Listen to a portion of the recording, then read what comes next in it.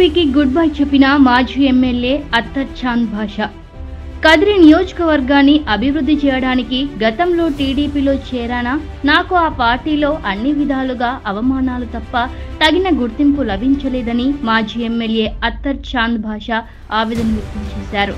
ఆదివారం ఆయన కార్యాలయంలో ఏర్పాటు చేసిన మీడియా సమావేశంలో మాట్లాడుతూ, మైనారిటీలకు అవమానాలు తప్ప అధికారం ఇవ్వని టీడీపీలో కొనసాగలేం, మంత్రి పదవితో పాటు తగిన గుర్తింపును ఇస్తామని మాట తప్పిన చంద్రబాబు ముస్లిం మైనారిటీలు అధికంగా ఉన్న నియోజకవర్గంలో టికెట్ ఇవ్వకుండా అన్ని విధాలా అవమానపరిచారు. కదిరి పట్టణంలో ఏర్పాటు చేసిన ఇఫ్తార్ విందుకు గాని బహిరంగ సభకు కానీ కనీస సమాచారం కూడా ఇవ్వలేదు. ముస్లిం మైనారిటీల పట్ల ఏమాత్రం చిత్తశుద్ధి లేని టీడీపీలో కొనసాగుతున్నారని సన్నిహితులు ఆవేదన చెందుతున్నారు. నాకు అవకాశం ఇచ్చి అసెంబ్లీకి పంపిన ముఖ్యమంత్రి జగన్మోహన్ రెడ్డికి ఎప్పటికీ కృతజ్ఞతున్నే. గతంలో నియోజకవర్గ పరిధిలో నా అభిమానులు పడుతున్న ఇబ్బందులను అధిగమించడానికి నియోజకవర్గ అభివృద్ధి కోసం పార్టీ మారవలసి వచ్చింది. నేడు ముఖ్యమంత్రి జగన్మోహన్ రెడ్డి సమక్షంలో వైఎస్ఆర్ కాంగ్రెస్ పార్టీలో చేరనున్నట్లు ప్రకటించారు. కదిరి నియోజకవర్గంలో నేను దాదాపు 2002లో తెలుగుదేశం పార్టీలో నా రాజకీయ ప్రస్థానం మొదలుపెట్టాను. దాని తర్వాత పార్టీలోనే ఆనాడు ఉండే పరిస్థితుల్లో, కష్టాల్లో, ఇబ్బందుల్లో పార్టీలో కీలక పదవులు అనుభవించి పార్టీకి కూడా అండగా ఉండి అన్ని విధాల కష్టాలు ఎదుర్కొని 2004లో ఎమ్మెల్యే టికెట్ కావాలని కోరుకుని అప్పుడు ఇవ్వలేదు. 2009లో కూడా మైనార్టీలకు అవకాశం ఇస్తామని చెప్పి ఆనాడు ముఖ్యమంత్రిగా ఉండే చంద్రబాబు గారు చెప్పారు, అప్పుడు ఇవ్వలేదు. 2014లో కూడా అవకాశం వస్తుందని చెప్పి చంద్రబాబు నాయుడు తప్పకుండా మైనార్టీలకు అవకాశం ఇస్తామని చెప్పి ఆ రోజు చెప్పారు. అయినా కూడా 2014 కూడా టికెట్ ఇవ్వకపోతే నేను ఆ రోజు ప్రశాంతంగా ఇంట్లో ఉండాలని చెప్పి ఆ రోజు కోరుకున్నాను. కానీ నా మీద నమ్మకంతో, విశ్వాసంతో ఆ రోజు మన ప్రియతమ నాయకులు జగన్మోహన్ రెడ్డి గారు, మీకు నియోజకవర్గంలో మంచి పేరుంది, మీ కుటుంబానికి మంచి పేరుంది, మీరైతే ఈ నియోజకవర్గంలో గెలవగలుగుతారని చెప్పి నా మీద నమ్మకంతో, విశ్వాసంతో ఆ రోజు వారి మామగారైన రవీంద్రారెడ్డి గారికి పంపించి, మీరు రాజకీయాలకు రండి, మరి మీకు తప్పకుండా మరి కదిరి శాసనసభ్యునిగా మీకు అవకాశం ఇస్తాం, మీ కుటుంబం అయితే మీరైతే గెలుస్తారని చెప్పి ఆ రోజు నమ్మకం, విశ్వాసంతో నాకు పిలిచి ఆ రోజు టికెట్ ఇవ్వడం జరిగింది. దాదాపు టికెట్ ఇచ్చిన తర్వాత నేను కూడా ఏదైతే ఆనాడు జగన్మోహన్ రెడ్డి గారు నా మీద నమ్మకం, విశ్వాసం పెట్టి పిలిచి బాధ్యత ఇచ్చారో, ఇచ్చిన తర్వాత నేను పార్టీలో చేరిన వెనువెంటనే ఆ రోజు మున్సిపల్ ఎన్నికలు వచ్చాయి. మున్సిపల్ ఎన్నికల్లో కూడా నేను పూర్తిగా ఏదైతే నమ్మకం, విశ్వాసం పెట్టారో అదే నమ్మకం, విశ్వాసంతో ఆ రోజు ఉండే వైసీపీలో ఉండే నాయకులు జొన్న రామయ్య గారు అయితేనేమి, షకీర్ గారు అయితేనేమి, జక్కల ఆదిశేషు గారు అయితేనేమి, ఇస్మాయిల్ గారు అయితేనేమి, వీళ్ళందరూ కూడా ఏ విధంగా చెప్తే ఆ విధంగా ఆ రోజు కూడా నేను నడుచుకొని దాదాపు నేను కష్టపడి పనిచేశాను. అది అయిన వెనువెంటనే ఇంకో వారం రోజుల్లోనే ఎంపీటీసీ, జెడ్పీటీసీ ఎన్నికలకు నోటిఫికేషన్ రావడం, ఆ ఎన్నికల్లో కూడా నా శయాశక్తుల కృషి చేసి అది ఆర్థికంగా కానీ ఇంకొక రకంగా కానీ స్వయంగా నేను ముందరుండి ఆ రోజు మా నాయకులుగా ఆ రోజు జగన్మోహన్ రెడ్డి గారు చెప్పిన మాటని కట్టుబడి నా మీద పెట్టిన నమ్మకాన్ని, విశ్వాసాన్ని నేను పూర్తి స్థాయిలో మున్సిపల్ ఎన్నికల్లో కానీ, అదేవిధంగా ఎంపీటీసీ, జెడ్పీటీసీ ఎన్నికల్లో కానీ, ఆర్థికంగా కానీ ఇంకో రకంగా కానీ అన్ని రకాలుగా అండగా ఉండి ఆ రోజు పార్టీకి నేను వెన్నువెంటగా ఉండి సాధ్యమైనంత ఎక్కువ సీట్లు గెలిపించడానికి ప్రయత్నం చేశాం. మరి ఎన్నికల్లో, ఎమ్మెల్యే, శాసనసభ ఎన్నికల్లో కూడా నాకు అవకాశం కల్పించారు. కదిరి నియోజక ప్రజలందరూ కూడా నా మీద నమ్మకంతో, విశ్వాసంతో ఆ రోజు నాకు వైసీపీ పార్టీలో ఎమ్మెల్యేగా గెలిపించారు. గెలిపించిన తర్వాత దాదాపు 2 ఏళ్ల పాటు వైసీపీ నాయకులు, మాతో పాటు ఉండే నాయకులందరూ కూడా వారు ఇబ్బందులు కష్టాల్లో వారు చాలామంది స్తబ్దతగా ఉన్నా కూడా నేను వారు ఎన్ని విధాలుగా అండగా ఉండాలో అన్ని రకాలుగా ఆ రోజు ముందరుండి పార్టీని నడిపించాను. కానీ ఏదైతే నియోజక ప్రజలు పెట్టిన విశ్వాసాన్ని, నమ్మకాన్ని ఆ రోజు ఆ కష్టాలను, ఇబ్బందులను కొంచెం అధిగమించడానికి చంద్రబాబు నాయుడు గారు అధికారంలో ఉన్నారు. నేను మీకు మంత్రి పదవి ఇస్తాను, మీరు రండి, నియోజకవర్గాన్ని అభివృద్ధి చేసుకోండి అంటే, అదేవిధంగా చాలామంది రాష్ట్ర వ్యాప్తంగా వైసీపీ నుండి టీడీపీలోకి పోయి అభివృద్ధి కోసం ఆ రోజు పోయినప్పుడు నాకు కూడా వాళ్ళు ఆ రోజు తీసుకొని నియోజకవర్గ అభివృద్ధి చేస్తాం, మంత్రి పదవి ఇస్తామని చెప్పి ఆ రోజు చెప్పారు. అదే పందాలో నేను కూడా దాదాపు 3 ఏళ్ల పాటు చంద్రబాబు నాయుడు గారి దగ్గర అన్ని రకాలుగా ఈ నియోజకవర్గం కోసం పోరాటాలు చేసి ఆయనతో కలిసి ఈ నియోజకవర్గ అభివృద్ధి కోసం నా శక్తి వంచన లేకుండా కృషి చేసి నియోజకవర్గంలో అభివృద్ధి అనేది ఏ విధంగా ఉండాలో నేను చేసి చూయించాను. కానీ 2019లో కూడా నాకు మరి ఆనాడు చంద్రబాబు నాయుడు గారు టికెట్ ఇవ్వలేదు. అయినా మళ్ళీ 5 సంవత్సరాలు ప్రతిపక్ష పార్టీలో ఉండి ప్రజా సమస్యలు పోరాడి ప్రజల కోసం నేను పనిచేస్తూ 2024లో కూడా మొన్నటి వరకు కూడా నేను టికెట్ కోసం అడిగాను. ఆఖరి నిమిషం వరకు కూడా ఇస్తామని చెప్పి మాట చెప్పి మైనార్టీలకి అవకాశం కల్పిస్తామని చెప్పి చంద్రబాబు నాయుడు గారు నాకు మొన్న కూడా మొండి చేయి చూపారు. అయినా ఇవన్నీ కష్టాలు, అవమానాలు నేను భరించాను. భరించిన తర్వాత కూడా చంద్రబాబు నాయుడు గారు కదిరికి వస్తే కనీసం నా ఒక మాట వరుసకు కూడా పిలవకోకుండా, నాతో మాట్లాడుకోకుండా ఆయన కదిరి నియోజకవర్గంలో ఒక సభను ఏర్పాటు చేస్తే కదిరిలో ఉండే మైనార్టీలందరూ కూడా వారు ఎంతో బాధపడి, అంటే మైనార్టీల అంటే తెలుగుదేశం పార్టీకి ఇంత నిర్లక్ష్యమా?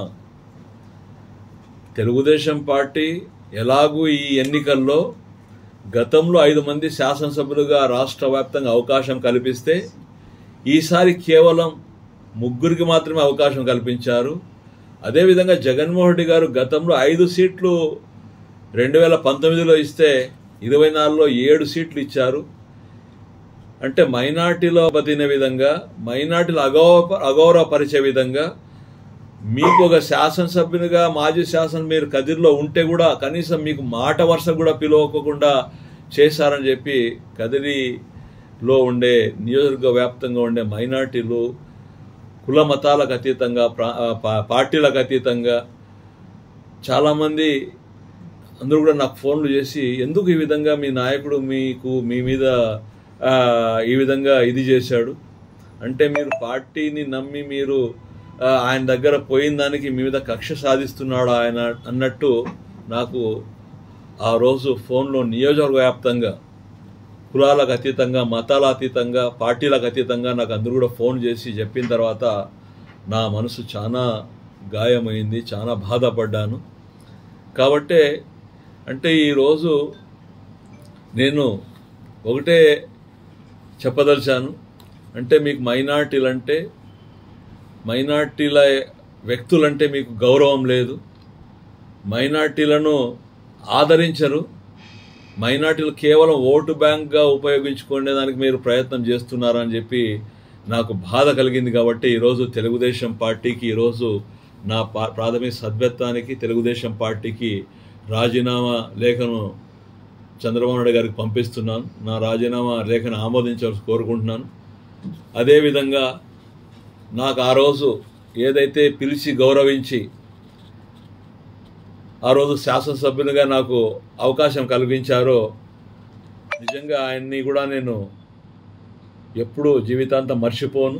కాబట్టే నేను ఈరోజు కూడా ఆయన ఆ రోజు నా పైన పెట్టిన నమ్మకాన్ని, విశ్వాసాన్ని నేను ఆ రోజు మీరు నాకు టికెట్ ఇచ్చి శాసనసభ్యుడిగా చేశారు. అయినా కొన్ని అనివార్య కారణాల వల్ల నియోజకవర్గ అభివృద్ధి కోసం రాష్ట్రంలో ఉండే పరిస్థితుల్లో మన నియోజకవర్గంలో ఉండే ప్రత్యేకమైన పరిస్థితులు ఆ రోజు వైసీపీ నాయకులకు ఇబ్బందులు పెట్టడం, వైసీపీ నాయకులకు రేయింపగులు వారు ఏ విధంగా ఎక్కడ కూడా తిరగలేకుండా చేసే పరిస్థితి ఆ రోజు ఉన్న సమయంలో వాళ్ళ క్లిష్టమైన పరిస్థితుల్లో వారిని కూడా ఆదుకోవడానికి మాత్రమే ఆ రోజు నేను పార్టీని వీడి నియోజకవర్గం అభివృద్ధి కోసం, సంక్షేమం కోసం ఆ రోజు పోయాను. అదేవిధంగా ఈరోజు నాకు ఇంతగా గాయపరిచి మైనార్టీల మనోభావాలను దెబ్బతినే విధంగా మీరు తీసుకున్న